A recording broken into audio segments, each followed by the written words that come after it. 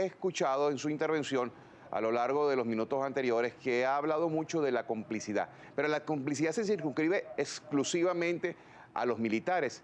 Si hay unas guías de movilización hoy en día de productos, ¿cómo pueden desviarse los productos de su destino original para caer en manos de los bachaqueros? José Vicente, los mecanismos que se han detectado por parte de los organismos de seguridad, evidentemente se hablaba no solamente de efectivos militares, que no lo son todos, como se hace la salvedad, no son todos los militares que están implicados en esto. También se habla de funcionarios de lo que son los cuerpos policiales municipales y también regionales. La manera de pasar anteriormente era conocida como en el estado Zulia como los caminos verdes o las trochas por parte de la frontera entre Venezuela y Colombia. Ahora, cuando todo este problema se comienza a encrudecer para hacerse mucho más fuerte, comienzan a pasar por los puntos de control y es allí donde existen listines aprobados por el propio gobierno nacional, puesto que hay que decirle a toda nuestra audiencia que a la Guajira venezolana no llegan los camiones de alimentos, no existen redes de distribuciones, tampoco llegan ni los mercales ni los grandes supermercados. Todavía es una población en ese sentido que está muy atrasada en cuanto a la instalación de servicios.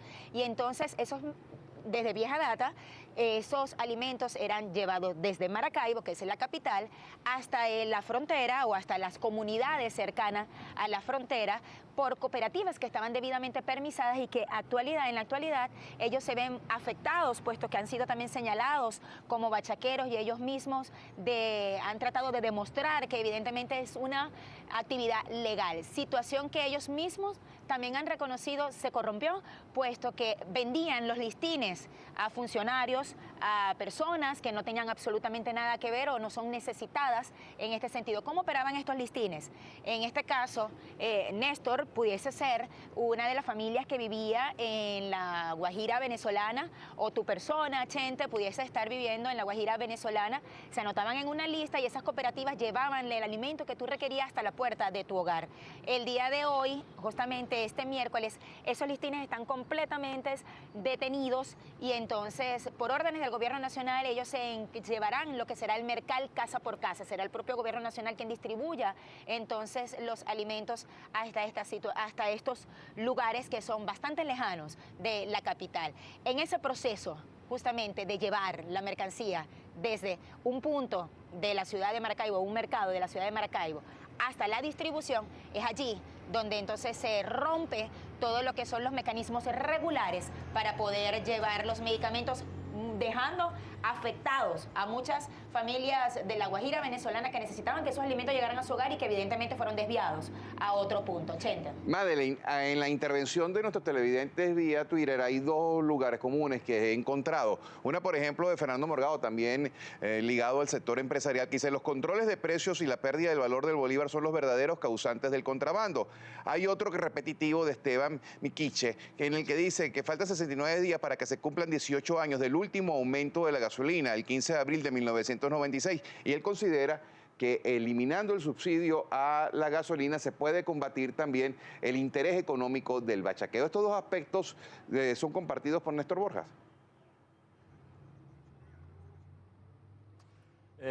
Gracias, José Vicente, por la oportunidad. Bueno, un saludo también a todos los que nos están viendo. Estoy totalmente de acuerdo con Fernando, un gran amigo que estuvo conmigo en el directorio de Fede Cámaras. Ya lo dije, los controles y la pérdida del valor del bolívar absolutamente hacen un gran negocio para efecto de lo que hoy llamamos bachaqueros, definitivamente. Ahora, en la medida que yo siga, y como dije, y recalco la ley de costos y precios justos, va a aumentar mucho más el grave problema que tenemos del bachaqueo. Ahora, con respecto a la otra aseveración del aumento de la gasolina, vamos a recordar que cuesta aproximadamente hacerla entre 2.4 y 2.6 bolívares acá en Venezuela. En Colombia se está vendiendo actualmente en unos 6 bolívares porque acaban de aumentar el costo de la gasolina a los usuarios hace unos 20 días. Por lo tanto, ahorita en este momento está en 0.015 bolívares a 6 bolívares, y fíjense la gran diferencia que hay. Poniéndolo por lo menos a 2.4, el negocio definitivamente ya no va a ser negocio. ¿Por qué? Porque en todo el alcabalaje, si se puede decir así, del bachaqueo en la gasolina, pues se le paga a mucha gente. No va a haber rentabilidad para estos efectos. Y estoy de acuerdo con un aumento de gasolina definitivamente. Ahora, uno tan abrupto para el ciudadano, donde apenas el salario mínimo es 3.270 bolívares, que en comparación con el resto de nuestros países hermanos, el salario no vale nada. Solamente para que tengan idea de cuánto tenemos la diferencia con respecto a Colombia. Un obrero, el salario mínimo, pues fue 600.000 pesos aproximadamente. Al cambio actual con el peso colombiano, equivale a unos 32.000 bolívares al mes gana una persona con salario mínimo allá. Con respecto a 3.270, es decir, 32.000 bolívares contra 3.270 es una gran diferencia. Por supuesto, cualquier persona que venga de Colombia para acá es como millonaria, ¿no?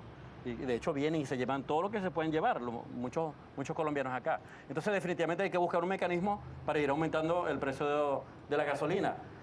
No digo inmediatamente a 2.4 porque definitivamente nosotros los ciudadanos somos los primeros que vamos a ser afectados, sobre todo que la gran cantidad de personas que depende del salario mínimo, estamos hablando de unas 4 millones de personas, pues no tiene para poder sobrellevar este aumento tan grande. El gobierno tiene que buscar un mecanismo de que la empleabilidad aumente. Es decir, nosotros tenemos que buscar en conjunto, porque definitivamente el sector privado y gobierno debemos trabajar para hacer más empresas. Esas 300.000 empresas que desaparecieron tenemos que volverlas a crear. Ahora, Néstor, disculpa que te interrumpa. Evidentemente muchas familias utilizan el bachaqueo como un mecanismo de subsistencia para poder paliar la crisis económica, pero detrás también del bachaqueo hay mafias. ¿Qué medidas se pueden implementar o cuál es la realidad de estas medidas?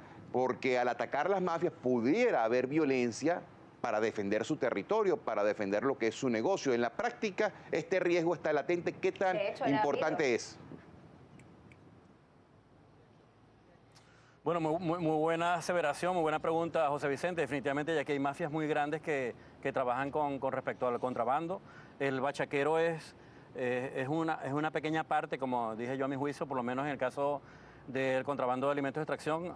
El bachaquero se lleva hasta 20.000 toneladas al mes, de los 120.000 aproximadamente que consumimos los zulianos. Y Diosdado está hablando de un 50% de alimentos que se va... y digo Diosdado Cabello, perdón, para respetar su investidura, se lleva el 50%, es decir, estamos hablando de 60.000 toneladas. Esas 40.000 toneladas que dice Diosdado Cabello, ¿quién se las lleva?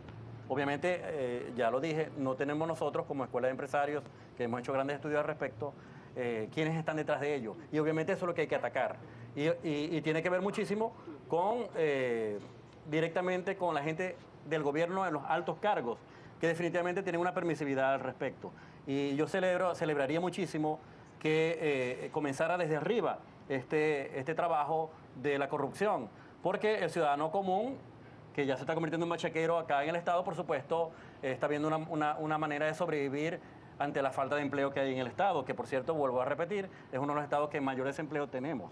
Entonces, definitivamente hay que buscar, José Vicente, un mecanismo de cómo eliminar la corrupción adecuadamente, y tiene que ver con los grandes cargos, que obviamente a mí no me consta, pero tiene que ver con ello, porque como un militar, que es un eslabón de la cadena, lo permite sacar si no tengo el permiso del general, por ejemplo, o del coronel, y este coronel tiene que tener el permiso del ministro de Defensa. Bueno, es decir, y si no tiene el permiso, obviamente hay un grave problema de seguimiento de nuestras Fuerzas Armadas, ¿no? Eso por un lado. Y sin hablar de los casos de los ministerios, que al final son los que controlan todas estas cosas. Entonces, ahora, Néstor, disculpa... Hay que hacer un trabajo inmenso de revisión, ¿no? Disculpa que te interrumpa. Tú bien mencionabas en el segmento anterior, conversando con Madeline, acerca de lo que es el contrabando de extracción a través de estados como el Táchira. Zulia es uno de los estados fronterizos, pero no es el único que puede presentar problemas de contrabando de extracción. Todo lo que es la cordillera fronteriza con Colombia. ¿Cuál es el peso que está teniendo en este contrabando de extracción y cómo se pueden implementar medidas no puntuales únicamente para el estado Zulia, sino también para lo que es Táchira y otras zonas fronterizas, Barinas, para con Colombia? Bueno, Táchira lidera en este momento el contrabando de extracción en todos los rubros, ¿no? Le sigue Zulia, después viene Apure. Por cierto que tú comentaste hace poco lo que son las guías de movilización, o lo que es el SADA. Estos 3 estados que acabo de mencionar, porque no está incluido Barinas, tienen un control para el alimento. Por eso es que a nosotros nos parece en extremo extraño que se vayan los alimentos para Colombia cuando hay un control directo desde las altas esferas del gobierno. Entonces, vuelvo al tema. Obviamente hay una permisividad de que esto está ocurriendo, porque todos los alimentos que están en el país, que circulan, son controlados directamente por el gobierno. Todos. Es decir, cuando llega a la frontera, obviamente hay un permiso para que salga, sin ninguna duda. Sea por el Camino Verde o, como ya dice Madeline, ya abiertamente en cada puesto de alcabala de los militares pasan los alimentos y pasa la gasolina y pasan otros derivados de la gasolina como si no pasara nada, ¿no? Entonces, y por supuesto, ¿quiénes somos los afectados? Nosotros los ciudadanos. ¿Por qué? Porque, como dije, no tenemos API en el caso de las medicinas. No hay hipertensivos, en toda Maracaibo no hay. No hay para controlar la diabetes. Eso es lo más grave. No, la harina pan, que es una muy conocida, y disculpe que vuelva a decir la marca, no existe en el mercado. Y cuando la venden, descaradamente la venden en la calle a 5 y 7 veces el precio acá, pues en las calles, ¿no? Entonces, definitivamente hay que buscar un mecanismo porque ¿dónde está la autoridad? Yo a veces he dicho, ¿será que el gobierno se ha convertido en anárquico? ¿Cómo yo, gobierno, no he podido controlar eso? Hay gente, José Vicente, que va a comprar y hace sus colas en el supermercado acá. Y sale, y tiene 2 y 3 horas, y sale y en la acera del frente vende el producto a 7 veces el precio. Eso ocurre aquí ante la anuencia de las autoridades.